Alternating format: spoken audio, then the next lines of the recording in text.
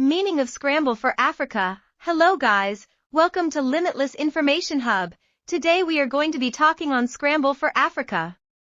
The Scramble for Africa was the period from the 1880s to 1914 when European imperial powers rapidly invaded, partitioned, and colonized nearly the entire African continent.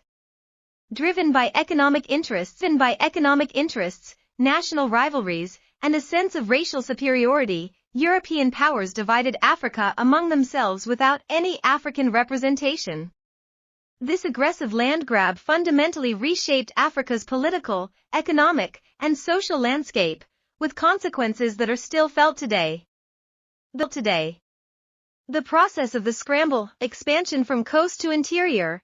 Before the 1880s, European presence in Africa was mostly limited to coastal trading posts. However, the late 19th century saw a rush to the interior, fueled by explorers' reports on Africa's vast natural resources. Key players. The main European powers involved were Britain, France, Germany, Belgium, Italy, Portugal, and Spain. The Berlin Conference. To formalize their claims and prevent conflict among themselves, European leaders convened the Berlin Conference of 1884 to 1885. During this meeting, without a single African representative present, the powers laid down the rules for carving up Africa and established the principle of effective occupation, which required a power to demonstrate control over a territory to legitimize its claim. Rapid colonization. By 1914, about 90% of Africa had been placed under European control. Only Ethiopia and Liberia remained independent, with Ethiopia having successfully repelled an Italian invasion. Driving factors of the scramble. Economic interests.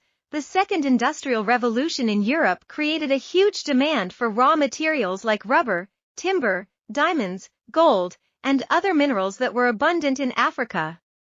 Africa was also seen as a new market for European manufactured goods and a profitable outlet for surplus capital. Nationalism and rivalry.